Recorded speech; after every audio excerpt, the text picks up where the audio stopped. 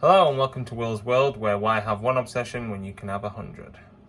Today's obsession is going to be football, and more specifically England's performance last night against Serbia in Euro 2024.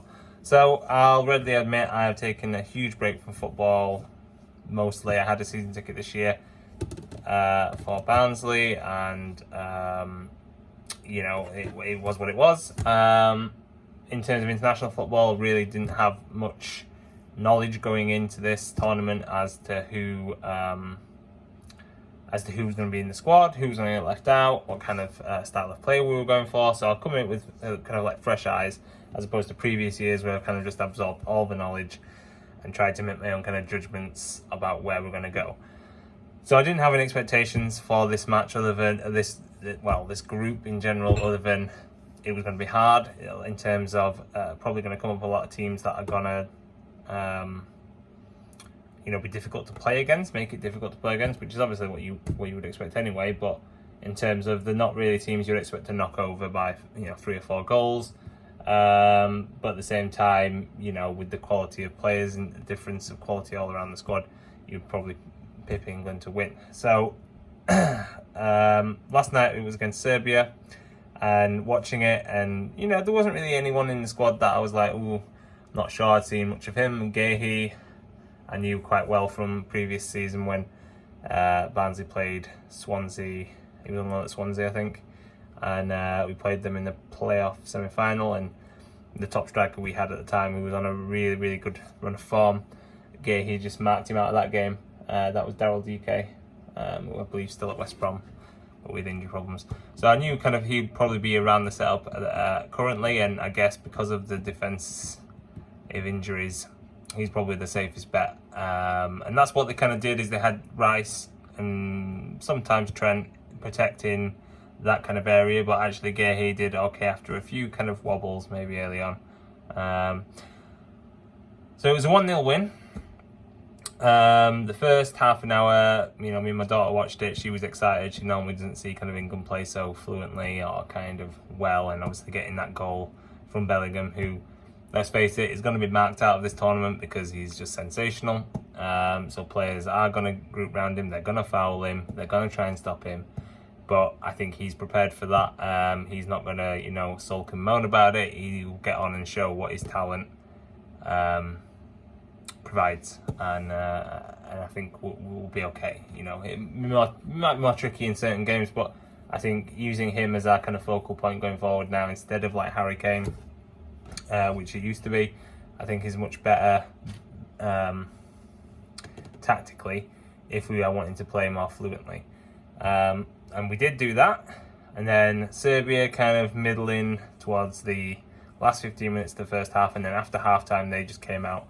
Manager had obviously given them a rocket and said, this is not acceptable, and they were on England a heck of a lot more, and actually created some extremely positive attacking moves that they were kind of unfortunate really to not capitalise on. We were, reasonable defending, but there were some times where it was just calamitous really. So that's it. I think there's problems as well in supply, but defensively, having Trippier, who I love because he used to play for Barnsley, and I think he's been amazing. I just don't think it brings balance with him on the left.